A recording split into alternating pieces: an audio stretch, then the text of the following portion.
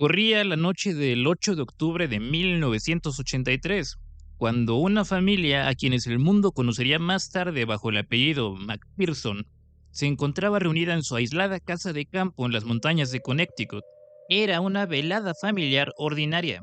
Había risas y cena, porque era el cumpleaños de la hija más pequeña. Todo esto estaba siendo grabado por una de esas pesadas cámaras de VHS que se usaban hace pues ya mucho tiempo. Y lo que supuestamente quedaría grabado como un recuerdo para la familia terminó siendo una cinta para la historia, por una razón muy diferente. Justo en medio de la celebración, las luces de la casa se cortaron de golpe. Creyeron que se trataba de un simple fusible fundido. Así que algunos miembros deciden salir al oscuro bosque que rodea la propiedad para intentar arreglar la caja de electricidad. Michael, quien llevaba la cámara, no la apagó y lo sigue, documentando sus pasos. Sin embargo, en su viaje, notan un extraño y parpadeante resplandor. Lo que vieron al acercarse cambió sus vidas y las de muchos otros para siempre. Estacionada en un claro del bosque, hay una nave de origen desconocido, pero muy seguramente no de este planeta. Y fuera de ella se pueden ver a seres humanoides pequeños, de cabezas desproporcionadas y enormes ojos. Entonces uno de los seres voltea y los ve. Es ahí cuando el pánico estalla. Los McPherson corren despavoridos de regreso a la casa, gritando, bloqueando las puertas y cargando sus artefactos para defenderse. Entonces, durante los siguientes minutos de grabación, la cinta documenta una especie de asedio alienígena. La familia se atrinchera y bloquea las puertas y ventanas mientras presencia cómo los hombrecillos de las estrellas intentan entrar. Después de aproximadamente una hora de grabación, los seres logran entrar a la casa y la familia entera queda paralizada, algo así como en un trance hipnótico. La cámara entonces deja de grabar. En resumen, esa fue la historia que millones de personas vieron. Las imágenes eran tan crudas y tan reales que convencieron incluso a los mejores marcianólogos de la época, a varios escépticos y por supuesto a muchos otros que la vieron como pudieron en su momento. Porque la historia de la familia McPherson fue una grabación que no llegó a salas de cine y tampoco a la televisión. En su momento era algo así como underground, y por eso millones pensaron que era la prueba definitiva de que no estamos solos en el universo. Pero quizá el verdadero misterio no es si los aliens visitaron la Tierra en 1983, sino cómo un joven con sus ahorros de $6,000 en el bolsillo logró crear un pánico verdadero, engañar expertos y adelantarse en un género del cine que muchos aún ni siquiera sabían que existía. Estoy hablando de la cinta de la familia McPherson. Todo comenzó en los 80, cuando un joven director llamado Dean Alioto, igual que muchos de nosotros, tenía un gran sueño, pero no tenía nada de dinero. Bueno, siendo justo, sí tenía $6,500, que pues no es cero, pero para hacer una película sí es casi cero. Afortunadamente para la historia, lo que este jovencito sí tenía era una idea brillante, una cámara casera y mucha necedad. Alioto de verdad quería hacer una película de extraterrestres, pero sabía que con su presupuesto, o sea, las monedas de su bolsillo, cualquier efecto especial que quisiera hacer se vería ridículo. Entonces tomó una decisión que, sin saberlo, cambiaría para siempre el cine y en las historias de extraterrestres. Usando su cámara grabaría toda la película desde el punto de vista de uno de los personajes, simulando que era una grabación casera de VHS. Entonces no tendría que haber cortes limpios, ni iluminaciones caras, ni música de fondo. Todo se sentiría, pues, real. Y por supuesto el elenco no contaría con ningún actor medianamente conocido. Incluso hay quienes dicen que ni siquiera tenía un guión como tal, solamente era una especie de hoja con puntos marcados sobre ideas de qué tenía que tener la película. Posteriormente, toda esa improvisación ayudaría a darle esa capa de autenticidad que ninguna otra película de terror había tenido hasta ese momento. Y es que recordemos brevemente el resumen de la película.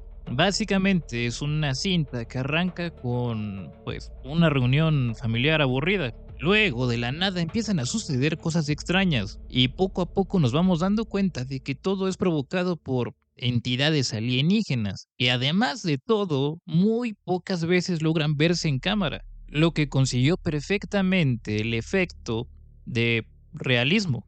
Quizás si lo sobrepensamos un poco, incluso podríamos llegar a decir que la inexperiencia del director fue clave para conseguir esa historia tan, pues, no cinematográfica. Pero definitivamente lo que catapultó a esta película o cinta a niveles que nunca nadie hubiera imaginado fue un hecho que para nada estaba planeado.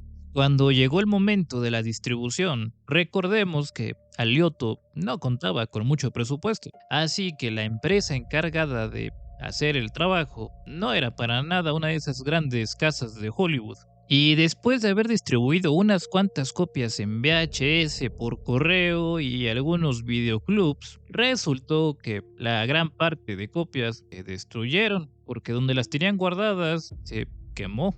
Pero gracias a que gran parte de las cintas de la familia McPherson se las llevó la ratita, fue que esta historia, que parecía destinada a desaparecer del cine sin pena ni gloria, logró convertirse en una leyenda urbana, porque había muy pocas copias sobrevivientes que comenzaron a circular de mano en mano. Y la historia creció aún más porque supuestamente a alguien se le ocurrió quitarle los créditos a la película. Entonces, sumado a que había muy pocas copias en circulación, había algunas que no tenían ninguna evidencia de que eso se tratara de una película. Parecía completamente una grabación familiar real. Por supuesto, algunas de estas cintas fueron enviadas a famosos investigadores del fenómeno ovni de la época, quienes al ver la grabación la validaban y públicamente se decía que era la prueba irrefutable de que los aliens estaban llevando a las familias. Se organizaban debates y algunos decían que el comportamiento de la familia en la grabación era demasiado real para ser actuado. Incluso se dice que algunos aseguraban que las proporciones de los cuerpos de los aliens eran la prueba definitiva porque no tenían dimensiones humanas. Curiosamente, la supuesta prueba irrefutable de vida extraterrestre eran niños de 10 años disfrazados, a los que Alioto muy seguramente les pagó con dulces. Los trajes espaciales que usaron los marcianillos en la película no eran otra cosa más que las pijamas de los niños pintadas y unas máscaras de goma que Alioto había comprado en una tienda local. Y si ya llegaste hasta aquí, te recuerdo que por favor nos dejes un like y te suscribas, porque nos ayuda mucho a seguir contando historias de marcianitos fake. Pero quizás la mejor parte de toda esta historia fue el hecho de que Alioto ya hasta se había olvidado de la película. Fue hasta años después que se enteró que su obra era exhibida en convenciones de extraterrestres, donde se aseguraba que era una prueba irrefutable de la existencia de vida en otros planetas y sobre todo de que los marcianillos no solo se llevan a las vacas. Fue entonces que alzó la mano y empezó a decir: oigan, yo grabé eso, es falso, yo soy director de cine y es mi trabajo. Por supuesto, muchos ufólogos no le creyeron, lo acusaron de ser un agente del gobierno pagado por la CIA o el FBI que quería encubrir la verdad mediante una campaña de desinformación atribuyéndose la grabación. Muy probablemente la mayoría piense que la historia terminó aquí, pero resulta que hay una especie de segunda parte. Marcianito 100% real, no fake, la venganza.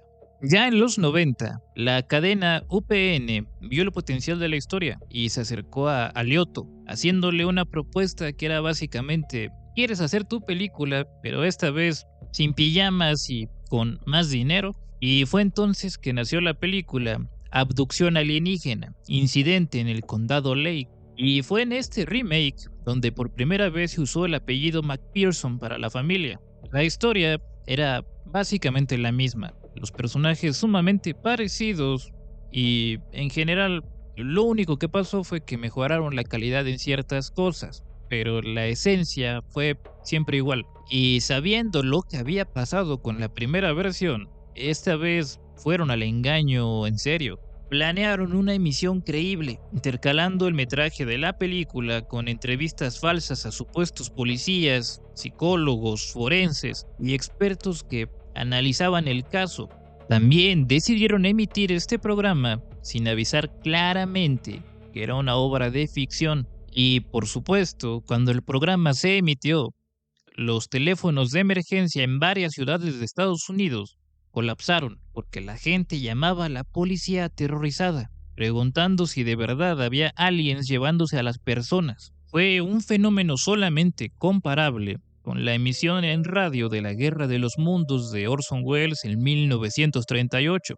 Por eso, la cinta McPherson es una prueba de que, en realidad, no necesitas millones de dólares para detonar miedo. Solamente necesitas sugerirle a las personas que lo que están viendo, por más absurdo que parezca, podría ser real. Y de hecho, hay otra película que hizo algo muy parecido, y de la que ya hablamos aquí. Te invito a verla, te la dejo abajo. Hasta la próxima.